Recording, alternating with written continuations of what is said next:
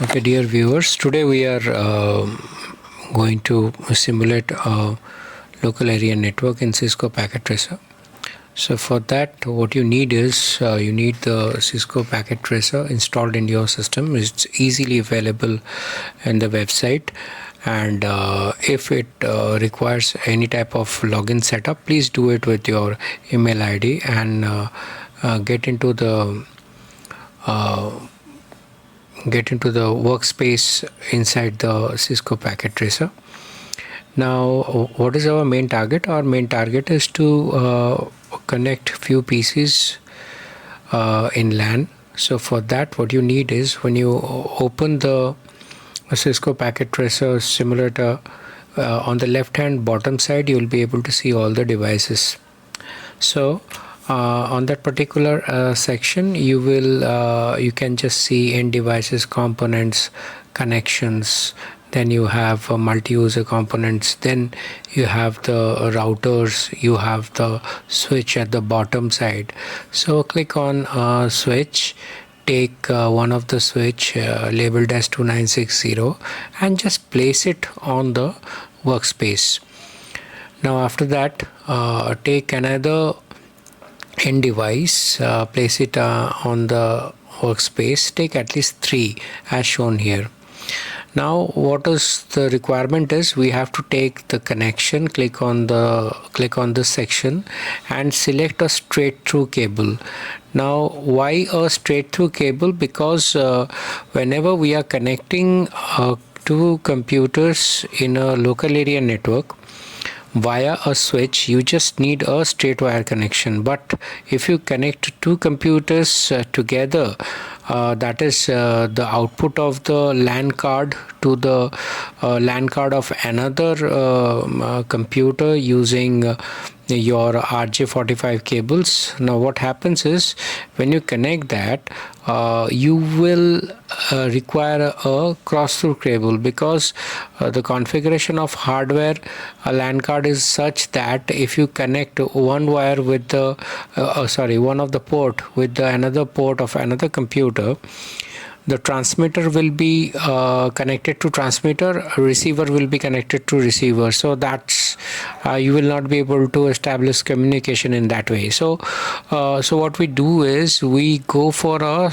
cross cable which actually connects one of the transmitter of the computer to another receiver of the computer, and vice versa. So but in the case of when you are connecting via a switch, via a router, you don't need that. It is configured, the hardware is configured in such a manner that you will be able to use a straight through cable. So what we are using here is a straight through cable. So the black straight line is the straight through cable. Click on it, just reach one of the PCs, click on it, select fast Ethernet. Now by default it will select 0, and now it is getting connected to the switch via 1. Similarly, select another and fast Ethernet 0. Now it will select the second port and select another computer to the switch, and it will now select the third one. So similarly, now we have established environment where we have connected 3 computers labeled as PC0, PC1 and PC2 to a switch labeled as 2960, and this switch is connected through straight through cables. And after doing this, the scenario shows that the connection setup is done. The next thing that we'll have to do is we'll have to give them a local IPs so that they can intercommunicate between share the resources and via the switch. So in order to do that, what we'll do is we'll click the PC0, and then we'll click on config, and under the config we'll click fast Ethernet 0. Now here you can see IP version 4 address, where we will just enter the address as 192.168.1.0 and the subnet mask as shown here. Similarly, what we'll do is we'll just change the last one, that is the 2, so for the other computers. Now click on the other computer. In a similar fashion, go to the configuration, go to fast ethernet 0, enter the IP address as 192.168.1.1 and dot 2 now, oh sorry 3, for this case it's 3.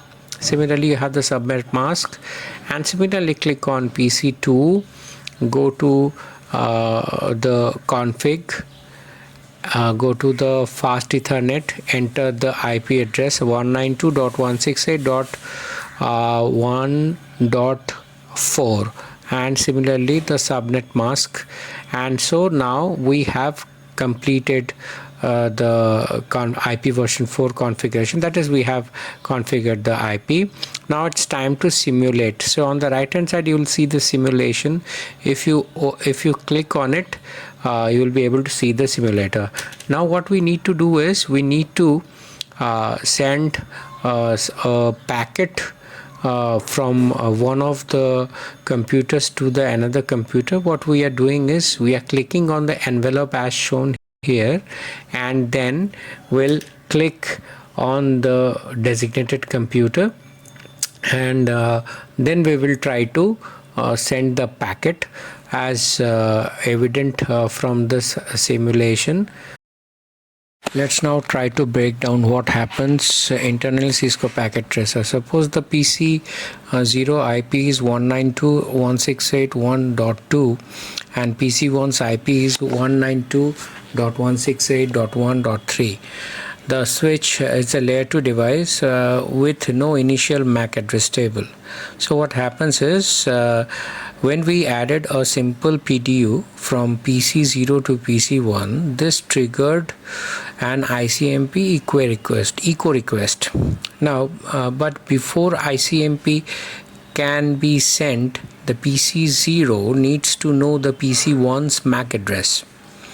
So our ARP request broadcast is done, where PC0 sends an ARP request who has 192.168.1.3 tell 192.168.1.2. The switch receives this Ethernet frame and floods it to all the ports except the one it came from. This is because the switch's MAC address table is empty at this point. Now let's think about the ARP reply from PC1.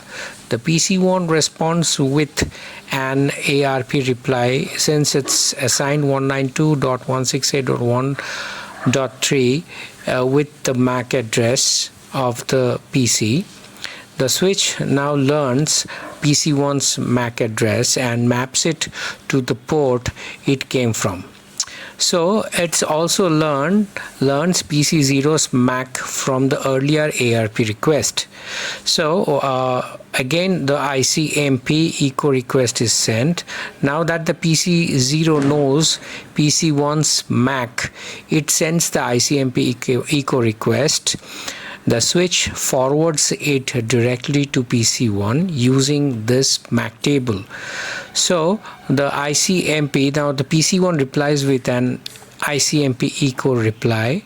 The switch again uses its MAC table to forward the reply directly to PC0. So this is how actually the we can check whether we have properly configured the computers with the switch. The same thing can happen if I communicate between PC0 and PC2 as is shown in this simulation.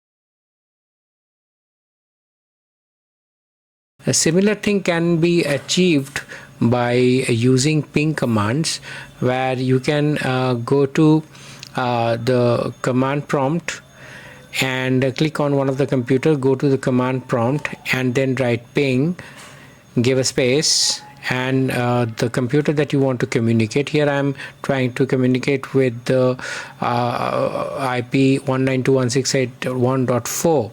Once you do that, you'll be able to see the layers that it has gone through, and then we will just we'll just arrange the just for your sake, I'm arranging the windows.